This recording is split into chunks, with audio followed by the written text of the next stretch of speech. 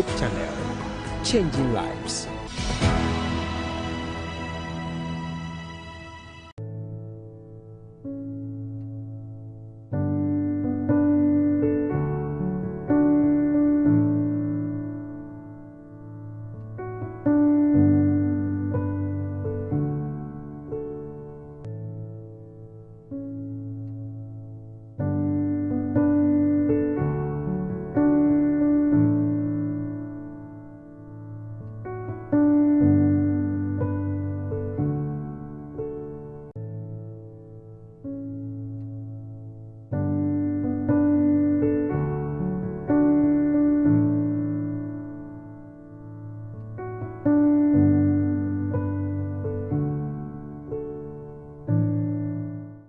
Hi, good evening, and once again, welcome to the program Wounds of the Heart. You know, this is a platform where we'll help you anything that has caused emotional trauma, psychological, whatever. We are here to help you, to educate and to help you heal that thing in your heart. Once again, God, I thank God for our lives, and I thank God for your lives too. And today I have a special guest on this studio. I know probably you have met him or seen him somewhere before, but today God has been so good for him to be here to also share what he has to share with us. And I just want to tell you that Alpha Art has always been beautiful, putting my face and the face of my guest on flyer, designed that flyer. If you want that gentleman to work for you, the contact is 0551 404 387, 0551 404 387. And Alpha Art, whatever banner, bill, whatever, when it comes to graphics, he's there. Please just call him. Instagram alphaart_graphics. Facebook is Alpha Art. Just call him and he will do your work beautifully for you. And the fabric, I always tell you, Slick Africa has been so good in giving me fabrics. On Instagram, they are called Slick Africa. Facebook Slick Africa. The number to get is 0557 355 852. 0557 355 852. Just call and select any fabric, and that Okada guy will just bring it right at your doorstep. No wahala. It's slick. Their things are slick. And if you want to join us on Facebook Live, it's Hope TVGH Live on Facebook as it stands now. And if you want to also send your comment via our WhatsApp platform, it's 0559 680066, 0559 680066. And as the other day I was telling you that Wounds of the Heart want to go to another mile. We want to enter into the campuses, SHS and the GHS, because they are part of our targeted group. But as it stands now, they may be in school and we are here. We want to reach them also. So if you know someone that can help in sponsorship, or if you can lead us to any company that will help in that regard, we're very glad. And the contact is 0559 535554, 0559 535554. When you call this line, we'll talk with you on that, so that probably if God will use you to help us, we're very glad. Today, as I said, I have a gentleman on the studio. I've watched him severally in other sister stations doing what he likes doing best. He's a doctor, he's a clinical health psychologist. And if I say he's a doctor and a clinical health psychologist, you should understand. Probably, I don't know whether he would like to tell us more about that, but today there's a beautiful topic we want us to discuss. Before even the set, I was asking many questions to get myself abreast with that topic. And today we are discussing why psychological well-being, because as it stands now, probably I might not know my level, or you might not know your level, or you might not know what it is. And probably if somebody might be going through something that he or she needs to understand, today Dr. Isaac Newman Arthur is here with us to explain and to educate us on why psychological well-being. Doc, good evening. Yeah, good evening. Please, how is it going? Oh, great. I'm fine. Thanks for having me. You're welcome. Doc, so doctor and clinical psychologist, what does it mean? Are you? Okay, so I'm a medical doctor. Okay. And clinical health psychologist. So after med school, after practicing for a while, I went into studies, further specialist studies in clinical psychology.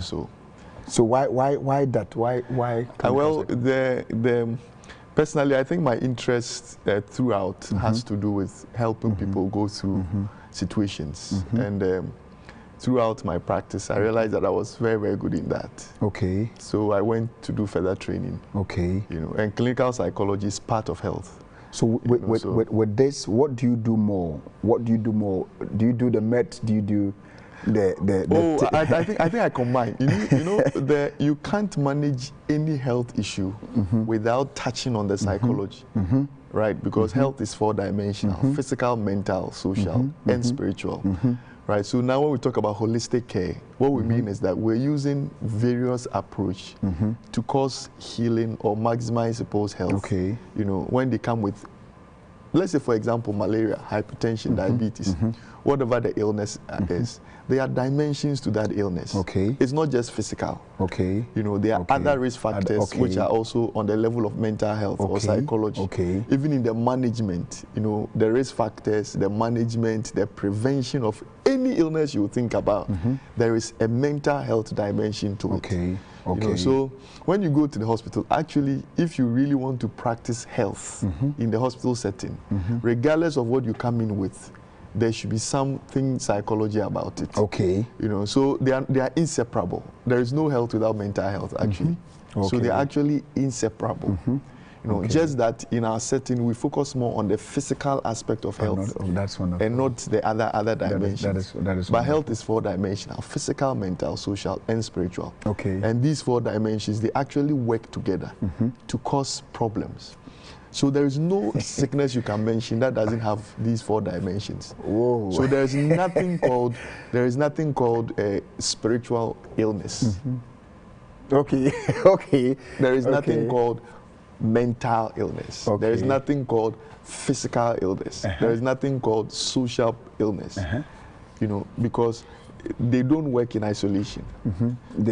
So what you say it's a spiritual illness has four dimensions: physical, mental, social, and spiritual. So that is why we do holistic approach. What you talk about when you say mental illness, that thing you say mental illness has four dimensions: physical, mental, social, spiritual. Okay. Right, and that is why your approach to health must be holistic. Okay. Otherwise, you realize that people go to hospital all the time, and they seem not to get over their illnesses, you know, effectively, because we actually tunnel-minded. So maybe someone is listening to me, thinks that his problem is just spiritual, be praying, and still not having any kind of relief, because that approach is just it's just one way. You need a holistic approach.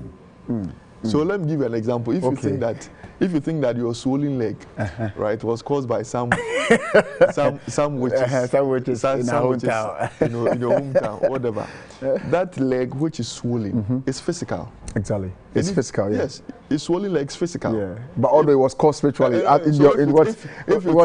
so if you think it was caused, it's physical, and the pain is physical. You see, in addition to that, you may be psychologically affected. You may be very anxious. Yeah, because you'll be thinking about it. Yes, you may be very sad. You may be wondering. Socially, it may affect your work, your relationships, and everything. So that thing you think is spiritual, you know, it's not just spiritual. It has all these sides. Even malaria, think about it. Exactly. You see, even the cause of malaria, the behavioral problems, is under mental health. So there is no illness that is just one. The cause is just one. Right? It is multifactorial. That's what we call multifactorial. You know, multiple you know, issues, they come together to be one in the cause, in the progression, in the management and prevention of that particular illness. Right. Doc has set the tone for today's discussion. I just asked him about the difference. The doctor, telling us now, was able to summarize the reasons why he went into clinical psychologist to tell us more about any medical condition that we has gotten that four factors: spiritual, physical, mental, and social. There's no sickness here, I just understand. And that should tell me, or that has set the tone for today's discussion. Doctor, then, in general, what is psychological well-being? Okay, so when we say mental health or even psychological health or well-being, we're looking at three levels: how you think, how you feel, and how you behave, and how these three things is affecting your functioning. So your thinking, your feelings, and behavior, that is mental health or psychological health. So is your thinking, feelings, and behavior causing these 4 things? Is it causing distress? Maybe the way you're thinking or feeling or behaving, is it causing you some emotional, physical, or whatever distress or pain or discomfort? Is it causing you dysfunction? Dysfunction means that you're not able to go about your normal activities the way you should. You wake up, you have to go bath, you have to eat, you would have to pick a car, you would have to go to this place, to that place. Is your thinking, feelings, and behavior affecting this aspect of your life? Is it also causing damage? Is everything around your life being affected negatively because of how you're thinking, you're feeling, or you're behaving? And also deviation from social norms, because every behavior is in a certain context. Right? If you come to Ghana, Ghana has its own unique way of doing things, right? And if you meet a Ghanaian, even in the US, you know, they have a peculiar way of doing things because they are Ghanaians. Because society, you know, affects and influences how we think and our behavior. Anybody who deviates from the usual, we need to find out why. The why is a reflection of the person's mental well-being. So it's on these 3 levels, and it's a continuum, you know, from a point of, you know, what do you call it? Dysfunction to a point of maximum function. So most people, you know, we swing in a way. Today things are fine, the next day, because we all have the ability to be able to adjust. Exactly. Right. So mental health is on 3 levels. Okay. You know, thinking, feelings, and behavior. Okay. So all mental health issues. It's on these 3 levels. Okay. They can't mention any mental illness which is not on these 3. How people think, how they feel, and how they behave. Okay. And is it causing these 3 things? Okay. These 4 things. So it's in a continuum. Okay. And I'm saying this because the moment you mention psychology or mental health, people's mind goes to people who are respectfully, who are mad on the streets. Exactly. That is the right. Yeah. And it is one of the extreme severe forms of mental illnesses. But we have several of mental illnesses. So simply, like I've said, how you think, feeling, and behaving, is it affecting you? So it means that generally everybody has a mental health issue. Generally, exactly. But it becomes problematic when it's causing dysfunction, distress, damage to things around, and deviation from social norms. That is when we say, okay, you may need some kind of help. You know, and I think earlier I said that anybody who is mentally healthy, there are 6 things that the person should be able to do. Right? If you are mentally healthy, 1, you should be able to cope and adjust to situations. Exactly. So your ability to cope with different things, you know, because life has its own changes daily, you know, weekly, monthly, your things around you, you know, all kinds of changes, right? So ability to cope and adjust is a reflection of your mental well-being. Exactly. Anybody who is mentally healthy, they should be able to cope and adjust. 2, they should be able to form and maintain meaningful relationships. So all relationship problems, father, son, mother, daughter, colleagues, work, church, whatever, school, whatever relationships there is, a mentally healthy person, they're able to form and maintain relationships. So all relationship issues is under mental health. Doc, wait, let me ask this. What you just said, you see, there are young ladies in our congregations where they have been there for quite a long time, and no man is coming, and they'll be praying all the time, going to church, pray for a husband. But basically, I'm not sure all of them had personal assessment to what we are saying, that if mentally they are sound, they will be able to maintain a healthy relationship. There are ladies who will tell you that, why do they think that we achieved? Maybe, oh yeah, my kicking be a trend, my coming kind of stuff. Then she moved from this guy to another guy. Ladies, if you're out there and probably from what doctor is saying, that affect relationship. The reason why I've just drawn that out of it is because most ladies in their from 28 to 32 years who are still searching, probably when they were 24, 25, 26. Were not able to have a good relationship, as we are saying, because psychologically they are not sound. Let me put it that way, pushing people around here and there. So the point you make that it affects relationship. Father son put the but I'm talking about that relationship where you are of age and you want to make that Mr. Right or Mrs. Right, Mrs. Right, whatever. But your attitude or your the way you think or the way you perceive about things is a problem. Doc, when it happens like that, let me put that. What counsel will you give to such people who do that? Okay, so so there are many reasons why people stay single, right?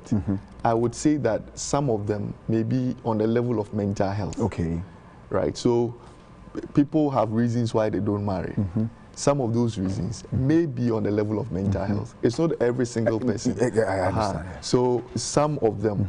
So for some of them who have some kind of mental health issues, and I'm using issues and illness carefully. Carefully, okay. So yes, illnesses, mental illnesses would have to satisfy a certain diagnostic criteria. Okay. So that you can diagnose if it's depression, anxiety, stress, whatever. Then you may have issues which is under mental health, but it may not satisfy any diagnostic criteria. So issues. The same way, for example, in physical health, someone may have a headache. There may not be any disease associated with it. Maybe today, it's here. So it's a health issue, but it's not a disease. So people may have mental health issues, and some of the issues, some mental health issues, can actually stop people from having meaningful relationships, right? Example, traumatic past events. Okay, exactly, okay. Right, so anybody who's gone through some traumatic events, maybe through rape or through many disappointments or things like that, or some form of abuse, they may have some kind of perceptions about relationships that may hinder them from moving into the next relationship. Some too may have some toxic narrative or perception about the opposite sex or marriage. So if you've been in an environment where every marriage is not working, your father's marriage didn't work, auntie's marriage didn't work, there was some kind of maltreatment, this and that and that, it can even affect your perception about the opposite sex and even marriage. Then also the things that you actually invest in, right? Social media, the books you read, and all kinds of things that you pick along the information you pick along the line. It can actually affect your mindset about marriage. About marriage, okay. Then also your training and upbringing. You see, a lot of parents focus on physical well-being of their kids, not the mental, social, and spiritual well-being. So you may have a child who is physically strong or well, but mentally or socially they are not well, or spiritually they are not well. But these four things go hand in hand to determine the optimum health state of a person, right? So growing up, how are you socializing your child? How are you psychologically influencing your child? Any child who doesn't have acceptance, warmth, and love, and is not allowed to be themselves as they grow up, they grow up to become very dysfunctional. And any child who grows up in a certain kind of dysfunctional, setting or toxic environment, and the training and the environment and stuff does not promote, healthy mental state, it actually affects them. So actually people grow with a certain behavior, a certain mindset, and they develop a certain feelings around things. And that influences their choices. It influences their functioning. It influences how things happen to them. So if whatever they are becoming is not compatible with healthy relationships, regardless of who walks into their lives, the person will finally walk away because they are socially not functional. They are mentally not healthy enough to engage another person in a certain conversation. You see? And so when someone has relationship issues, you always have to go beyond that issue. Exactly. Some people may even end up in same-sex kind of relationships because of that. Because I know people who have been abused before, and because of that, they have a certain phobia or fear for the opposite sex. So they end up in some same-sex. It happens. Those things too are there. So adults are a product of their childhood. The difference between the two of us is because of where we grew up from. Simple. Exactly. We grew up from different environments, and that forms your own perceptions about life. And that can also influence or affect how you relate to people.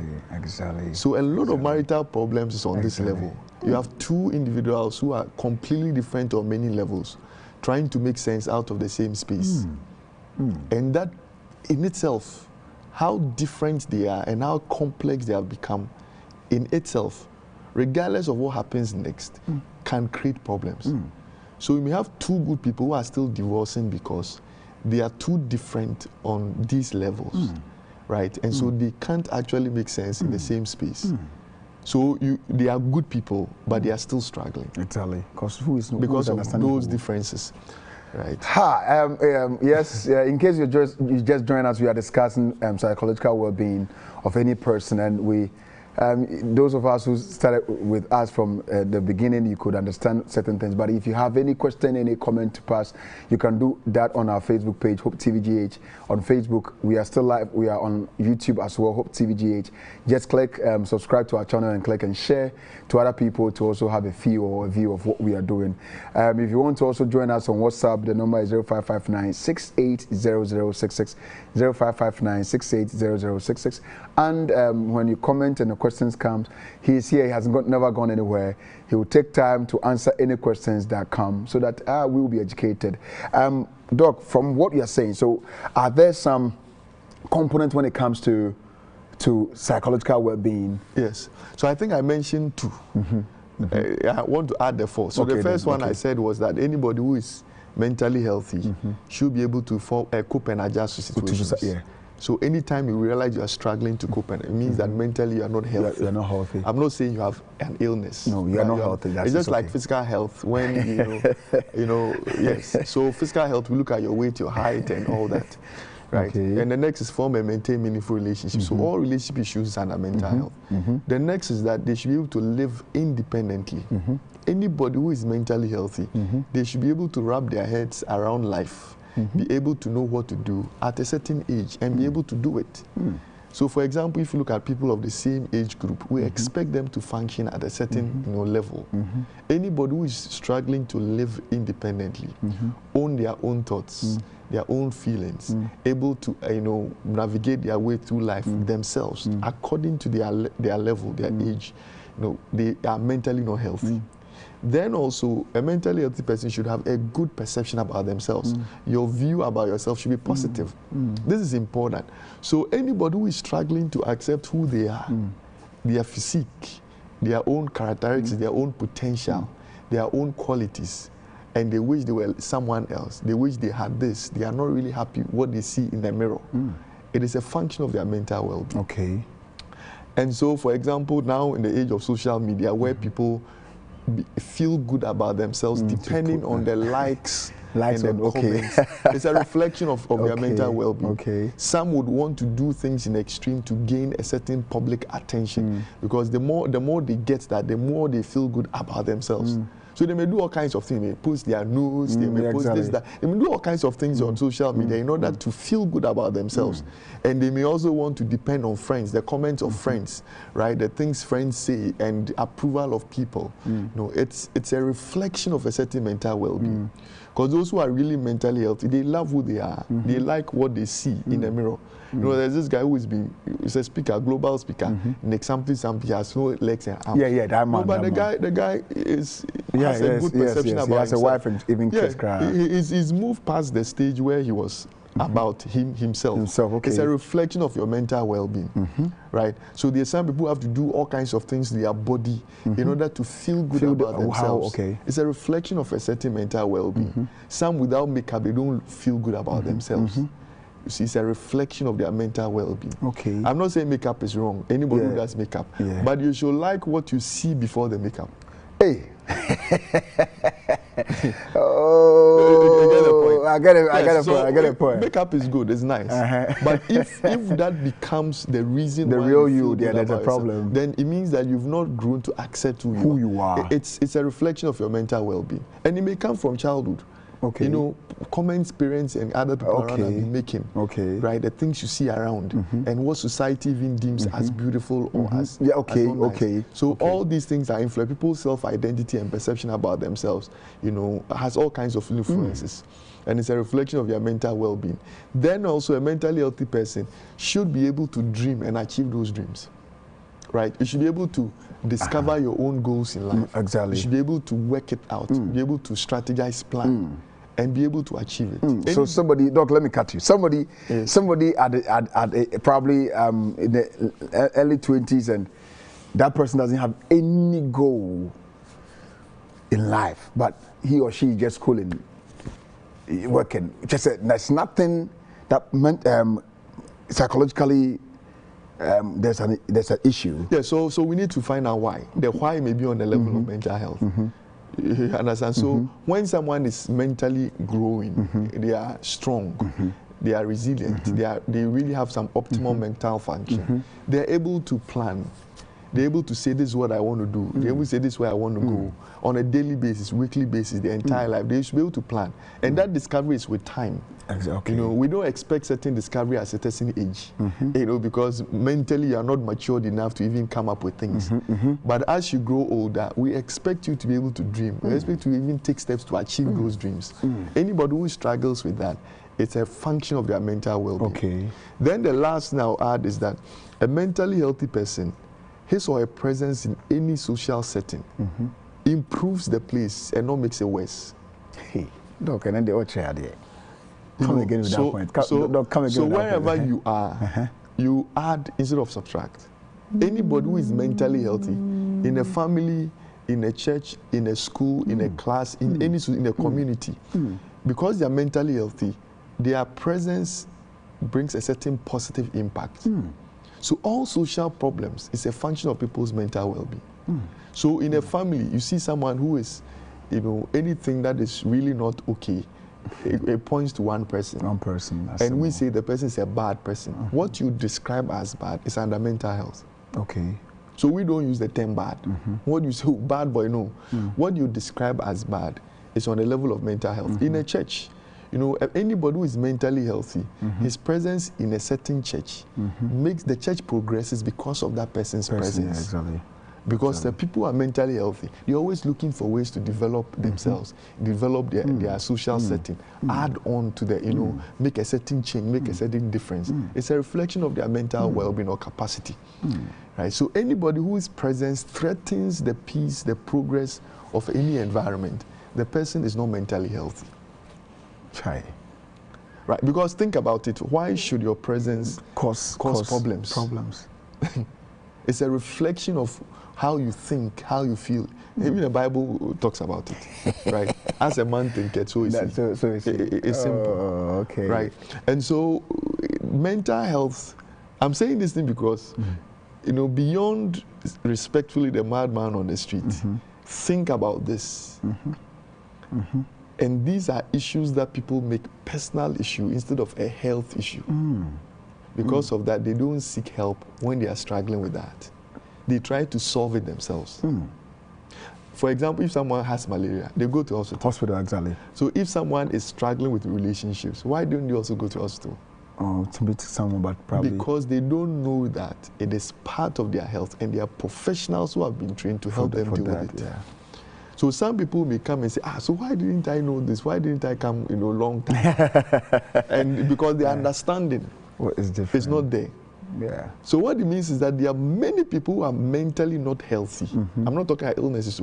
Illnesses are another today platform. We don't want us to discuss. We are talking about health. Yeah. Illnesses too are there. Mental illnesses are there, which satisfy. But I'm making general statements for people to realize that, you know, everything around what I've said is part of health. You see, we either make it a judgment issue, or a moral issue, or a personal issue, or a spiritual issue when it comes to mental issues. And because of that, we don't seek the appropriate care. So people will be trapped in a certain, you know, environment for a long time until they speak to a professional about it. Oh, they will not know that, okay, this and this and that were the issues.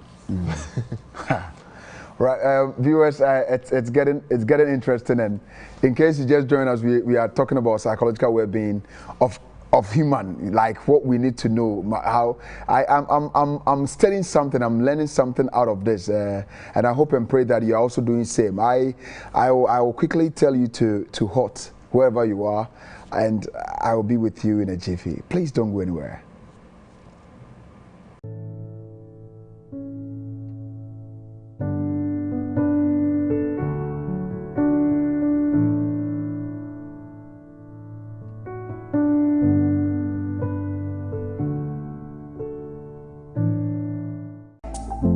We want to defy our family's decision and get married or elope.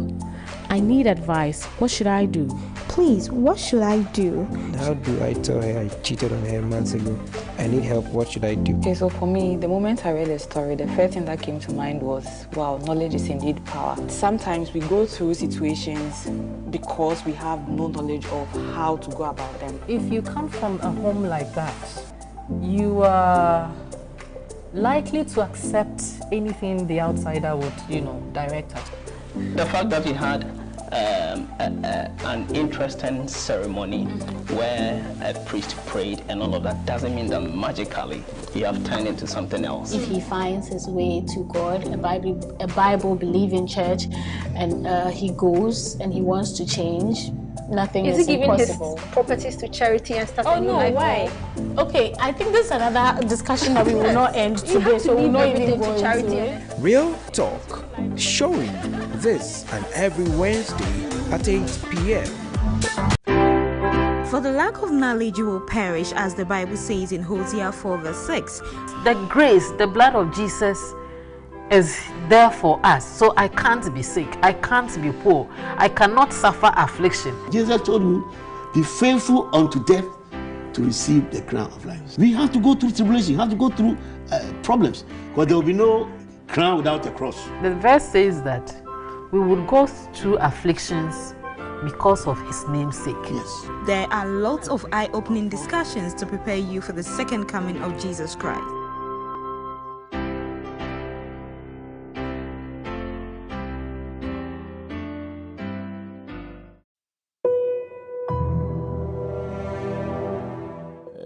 There are too many smart people in this world. What we need are good people. Some universities focus on making their students smart. But Valley View University focuses on making everyone who comes here good. The students have to take some Bible courses, every student. Our graduates do very well. For example, our nursing students, they always score very high in the nursing essential. We believe that what the world needs are persons of integrity, persons who are useful to society, persons who are not just smart, but good.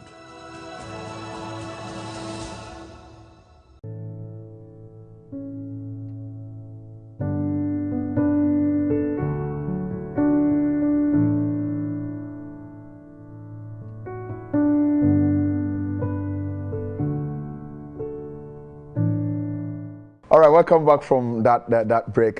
Thanks so much for you still being there for this program. And in case you are joining in for the first time, we are discussing physical well-being of any person. Why that need? Why should we know about physical well-being? I'm here with Dr. Newman Arthur. He has been with me from 4 o'clock, and we are discussing that topic. I just want to review of messages on Facebook. Then probably we'll go back to the how to improve and how to improve our physical well-being. Let's psychological well-being. Thank you, psychological well-being. Thank you, so Doc. All right. So from Matilda, so I said, please, great afternoon, everyone. Matilda, afternoon to you too. Vera Ado Bene said, I'm learning a lot. Thanks, Vera. We are all learning it. God bless you for sharing that one with us.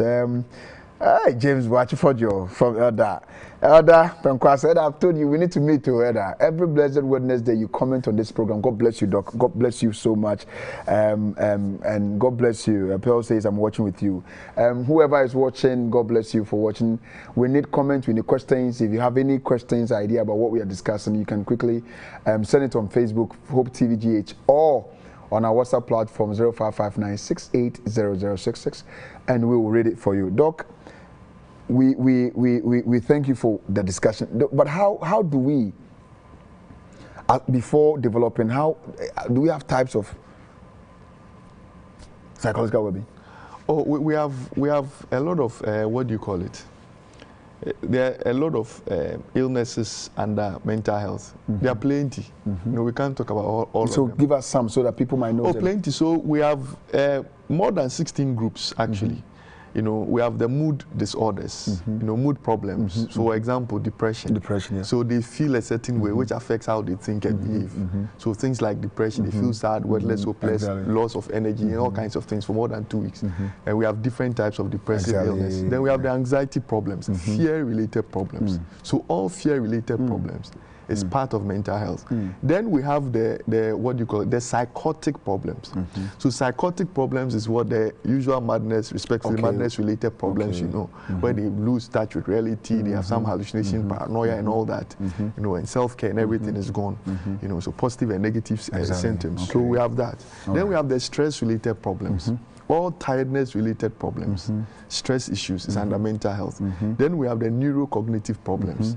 You know, whilst people like, you know, growing older, you know, they lose some kind of, you know, cognitive problems. You know, so for example, we have dementia. They also they start forgetting. You know, so they have memory issues. They have cognitive, you know, problems. Then also we have the what do you call it, the neurodevelopmental. Like as babies, you know, in the womb growing, you are pregnant. You don't go to hospital for antenatal. You are taking herbal medication. You are doing this and that. You don't go to hospital. You take some over-the-counter medication, which is affecting the development of the child. All those things you are doing, some illnesses in pregnancy and some conditions like hypertension in pregnancy, diabetes and all that, it affects the child's brain development. So when the child, you know, is growing, and even things around, you know, birth, childbirth. So when there is delayed or prolonged labor, right, the child comes out and the child is not crying. The doctors will do and do and do and do, and now the child starts crying. Permanent brain damage. When oxygen is not going to the brain. Or around that time, neonatal jaundice, you know, the eyes become yellow. The thing that colors the eye yellow also destroys the brain. So as they grow up, they have some learning problems. They have social interaction problems. They have some repetitive behaviors and stuff like that. So things like autism, attention problems, you know, they're all there. Then we have all the sex-related problems. It's under mental health. We have the sexual dysfunction and sexual disorders. So things like, for example, premature ejaculation and all that. It has its own mental health issues relating to that. You know, we have some people who have, you know, either they're afraid of sex or the sex is nasty to them or something. Sexual aversion, you know, problems. Then we have abnormal sexual behaviors. You know, where people want to sleep with kids, they want to sleep with animals, they want to sleep with all kinds of things. Some people have to even choke them before they have some sexual satisfaction. Some may have to go nude and all that. No, I wish one day you tell me that. I would like to talk about this particular point you raised, because a lot of marriages are collapsing because of this sex. Yeah, so all sex-related problems is under mental health. You know, then we go to the feeding problems. You know, those who eat too little or too much, you know, because they have some self-image problems. So we have anorexia issues, you know, and all that. Then we have impulse control problems. You know, some, for example, kleptomania, where people steal unnecessarily, you know, and stuff like that. Then we have personality disorders, you know, issues with how people see the world and how they respond to things. Right? Then we have sleep problems. Then we have issues with other, you know, psychosocial problems like pregnancy-related issues, abuse. We have, you know, medical, you know, psychological issues relating to medical problems. Like if you have a stroke, there's a mental health dimension. If you have HIV, there's a mental health dimension. So it's plenty. I wanted to ask how to develop and improve. But somebody asked a question. I think her question probably would answer. They say, how do I become mentally stable? I feel I have mental health issues. Okay. So in order to answer and continue with how to maximize your mental well-being, so usually the approach should be holistic. If you have a mental health issue, your approach should be holistic. It means that you need physical measures, mental measures, social measures, and spirituality measures. These 4 levels, right? Drugs alone doesn't work. Therapy alone is not enough. You know, prayer alone is not enough. You need a combination of all. It helps.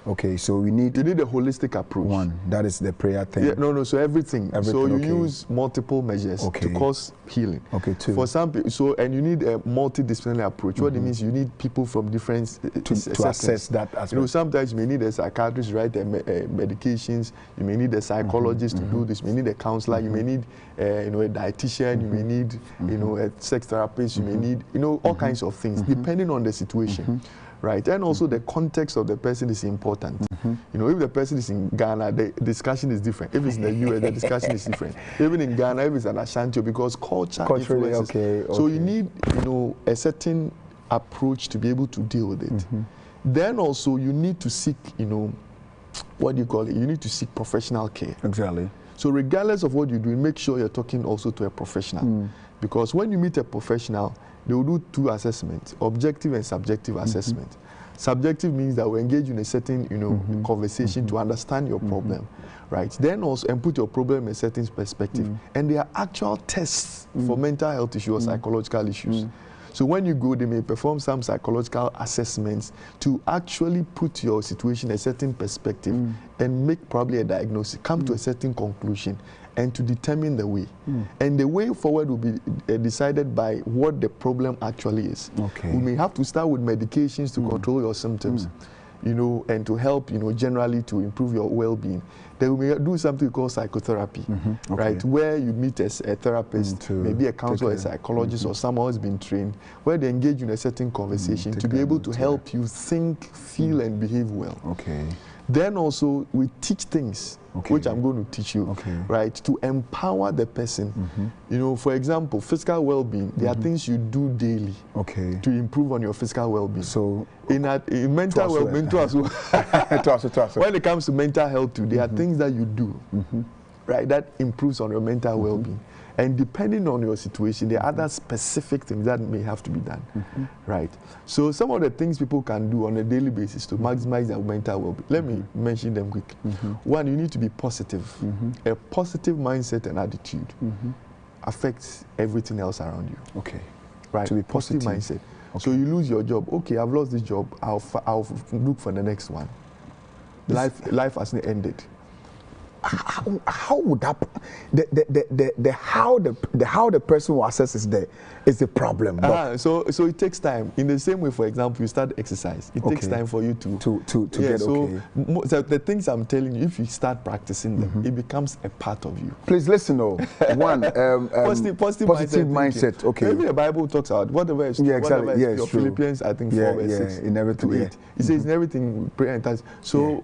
Positive things, whatever is true, whatever is pure, whatever is you know, good report, lovely.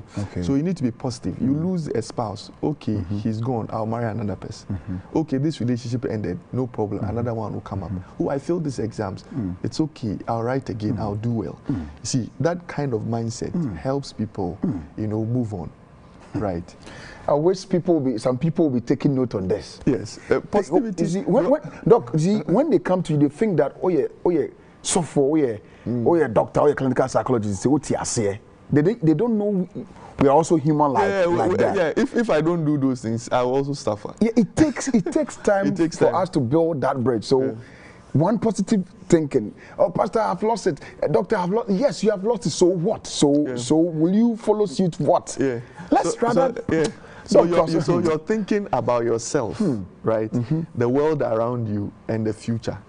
Thinking about yourself, the world around you and the future. It has to be positive, right? Some people over magnify things, they catastrophize things. For example, I failed these exams, my future is destroyed. You know, I don't think I'll amount to anything in life. It's not true. People fail exams and they turn out better. Right, so negative thinking doesn't improve on anything. When you are positive, the situation may not change immediately, but the journey becomes easier. If you're negative, the journey becomes more uncomfortable. Right, so positivity helps. The next is surround yourself with positive people. Surround yourself, having a positive mindset around you. And perception and evaluation about things. And have positive people around you. Yes. Okay. Because the people you surround yourself with influences you significantly. So people will lift you up. People will encourage you. Exactly. Negative people around, you need to be able to throw them away. And you actually have a choice. Deliberately throw them away. Yes. Deliberate. You have a choice to decide who influences you. You have a choice. Exactly. Then the third is positive information. Then music you listen to. Okay. The things you watch on social media. The things you watch on the internet. You know, the books you read. Some people actually listen to sad music all the time. Exactly. It affects you. Yeah. If you listen to a lot of pornography-related materials, exactly. It affects or you music, when you're quiet, or those music, or those violent music, or those things. It affects you. You may think, oh, this is just me. No, it is really affecting how you think, how you feel about situations. And when you encounter problems, those things you have been investing in becomes the basis for your next step. So you need to be very careful what you watch, what you listen to. Good. So if that information is not positive, it's going to affect you. Then the next one is that you need to create happy moments. Right? Even the Bible talks about it. It says happiness is like medicine. Exactly. You know, and joy causes healing. Exactly. So joy is ineffective without happiness. Yeah. Happiness is ineffective without joy. You need to create happy moments. Exactly. So you need to find out what makes you happy, which is also right, and it helps you. You know, for example, when someone buys something for you, you go sit by the beach, you know, you go hang out with some friends who are positive or good. You know, things that actually, and that's where hobbies and stuff come in. It also helps you. Then also sleep. Resting, you know, improves. It's like it refreshes your brain. Anytime you sleep and you are well rested, it actually helps you. Then also exercise. Exercising improves on your health on all levels. Mentally, physically, exercises. It gives you a certain burst of energy and positivity. You won't get it anywhere. Then good nutrition, right? Eating a lot of fruits and veggies and all that, and, you know, carbohydrates and balanced diet with fruits, veggies. It helps, you know, because you need all those nutrients for the brain to actually function well. It's not about the junk, the oil, that thing. Stay away from that. And identifying your stresses and trying to remove them, right? Identify your stresses and try to, you know, fix or solve those stresses. The next thing to us with thankfulness, right? Seeing the cup half full instead of half empty, right? Because when people overly focus on the things they don't have, it actually makes them feel very negative about life. And it causes a lot of negative emotional problems, right? And so people should be more thankful. The more thankful you are, the more you have a positive outlook towards life, the more hopeful, the more satisfied and content you are, even with your life. Then also people should simplify their lives and not complicate their lives with many things. Right? Most of the time, we are the creators of our own problems. For example, someone said, oh, I'm 21, I want to do this job because my family, this and my parents are looking for money from me. I said, no, you are carrying too many burdens. Through all those things, I will simplify your life. And don't add a lot of things that complicate your life. Because actually, people know what is their stressor. But the fear of losing the stress can keep people stressed, you know, for life. So people should keep life simple, simplify their lives. They should invest in things that create humor, right? Like, for example, watch a good movie that makes you laugh. You know, or cartoons, or things that, you know, that create some kind of humor. You know, humor has a way of lightening your day, right? And it helps. Then also, people should prayer and meditation helps. Research has shown that prayer and meditation helps people effectively evaluate their situation, you know, coping with life's issues, it helps, you know, your wellness and everything is improved with prayer and meditation. Then also sex, especially if it's legal, right? Sex. I'm adding legal for a reason. Illegal sex. When I say illegal, outside the context of marriage, they understand. It will create more problems for you. But generally, sex improves your mental well-being. There are three chemicals, primary chemicals, that is really doing sex. Right? Dopamine, oxytocin, and endorphins. All these ones create a certain happiness, you know, a feeling of pleasure, you know, pain, sleep, and all that. Rest, you know, helps and all that. Then also, I think the final thing I'll add is that people should seek help early. Don't wait. When people are going through stuff, they just have to seek help very early, because when they do that, it helps. Then environment, especially with parents. Parents are important sources of what do you call it? Parents determine kids' mental well-being significantly. From that. Yes. So every parent must allow their kids to maximize their full potential. At a certain point in their lives, you don't dictate, you discuss, especially in the teenage years. Right? Find out about your child. What do they really want to do with their lives? And help them. When you force a child to become what they are not supposed to become, that creates problems for them. I know someone who is a medical doctor now, and he dreads going back to work anytime he goes on leave, because parents forced him to become a medical doctor, so but he wants to work in a lab. Sure. So now he's decided to just go into research, medical research, and go into the lab. There's some parents who say, oh, our house, there's no lawyer, so you become a lawyer. Meanwhile, the person is an architect. So you force him to become a lawyer, they will be dissatisfied for life. So you may hear people who are top prime, in their prime, have money, have everything, but they still want to commit suicide because they are unfulfilled. Yeah, they are not fulfilling purpose. So fulfilling purpose helps. And parents must create an environment of love, warmth, and care. There is something we call a positive regard, where you give some positive compliment based on a certain performance. If that complimenting becomes conditional, then kids associate that compliments to conditional stuff. They feel good, and they do things to be able to receive get that. those and things, that's where peer influence come up. Yeah. So, for example, you have a child. When they fail in school, you pretend as though you don't love them. They pass, you pretend you love them, right? You show some love. Then they pair performance to love. To love, yeah. So now they always want to perform in order to receive love. But love shouldn't be paired with anything. Yeah, it's unconditional. Right. So that affects their identity, affects their acceptance of themselves. And if care is not is not taken, they may be attached to some friends who make them feel good about themselves. So peer influence, one of the major factors, is conditions of worth and things people do in order to help and make people feel good about themselves. It is so important. So parents have a role to play, role to play in terms of and protection from a toxic environment of abuse, whether physical, sexual, emotional, neglect. All these environments actually worsens people's mental well-being. So these are some of the little things, self-help skills that we teach people to be able to maximize their mental well-being. So Cecilia, question that you asked had given us a lot of things to know. It has made Doc tell us about development and how to maximize us to do all these things. And I think that's somebody sent a question. I don't know how.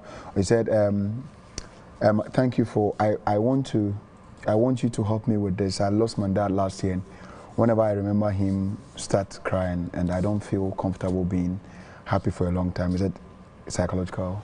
Yes. So that is anybody who goes through any loss, maybe loss of a relationship or loss of a job or loss of something which is important to them. It is natural for them to grieve. Yes, grieving, okay. Yes, grief goes through its own processes.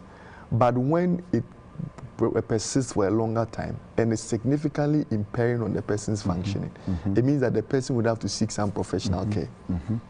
I hope you understand. Yeah, exactly. Right. So it is okay that when it comes up once in a while, you shed some tears. Okay.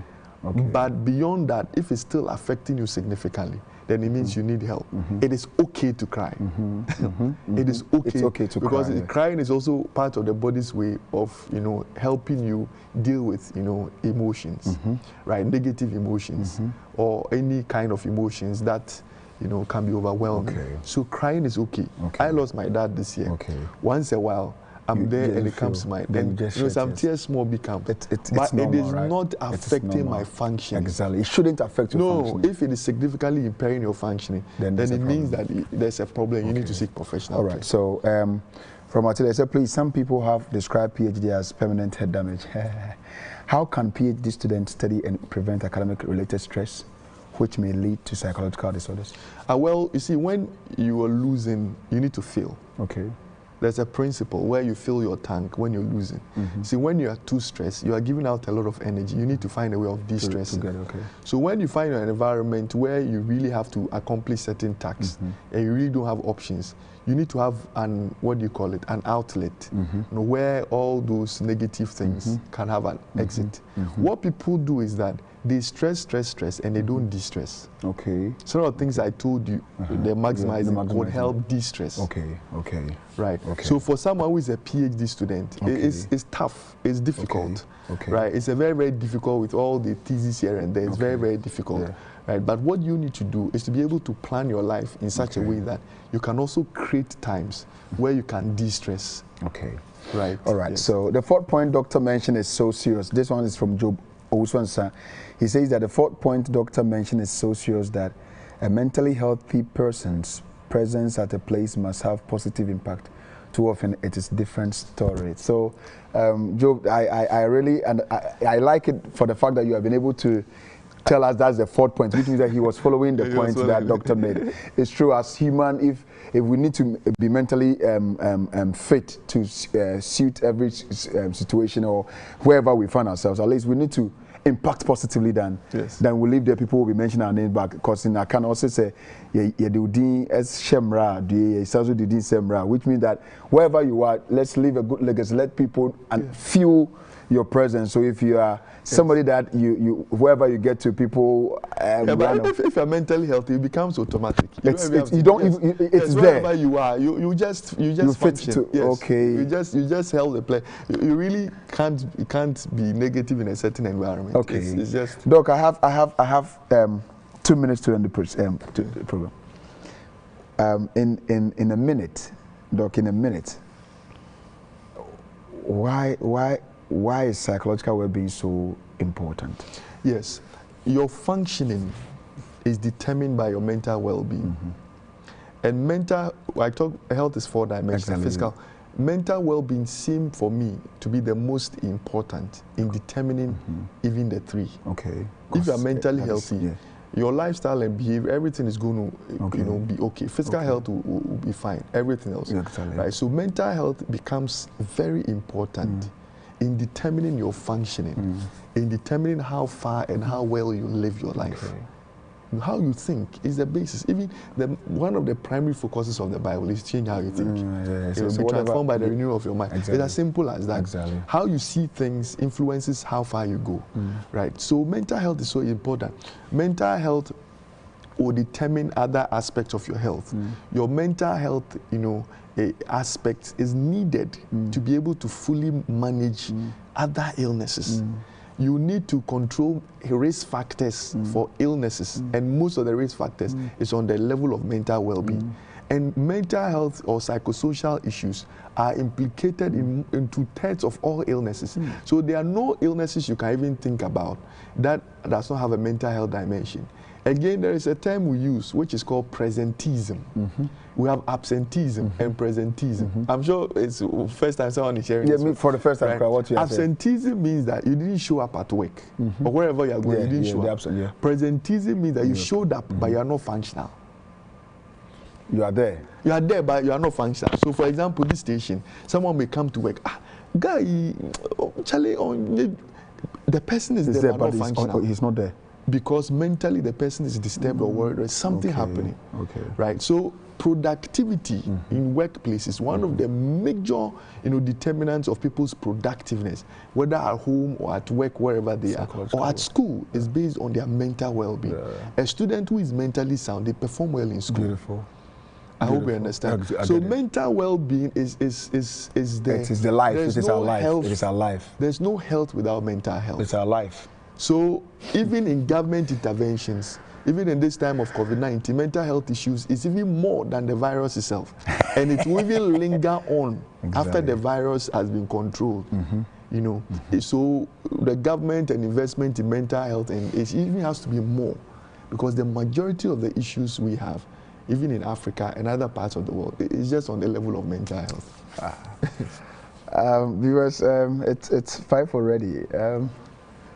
Today I had him to teach us, educate us on psychological well-being, and you see he's so much emphatic on the fact that it is the basis, especially the mental health, because whatever is in mind that comes out, it just comes out. You can't say something and you tell somebody that's not what you mean, but whatsoever that comes out, that is what I assume that you are thinking about. That was what you have told me.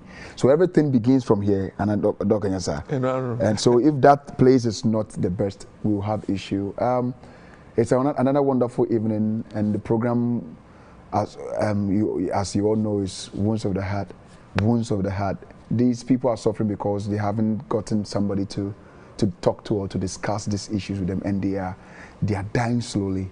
And this program is designed to help you heal from that aspect. Slick Africa, God bless you for the fabric that you give for me to go. So God bless you. If you need Slick Africa, Instagram Slick Africa, Facebook Slick Africa, they are there. Please just call them, like a fabric, talk to them, and they'll deliver it to your doorstep.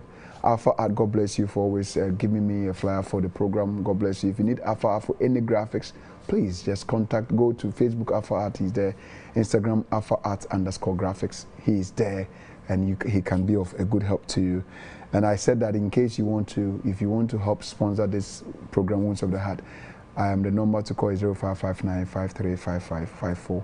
Talk to us, and we'll meet you to plan how best you want the sponsorship package, because we want to go outside the studio to meet the audience somewhere, the senior high schools, the tertiaries, the GHS, because they have issues that we need to help them resolve them.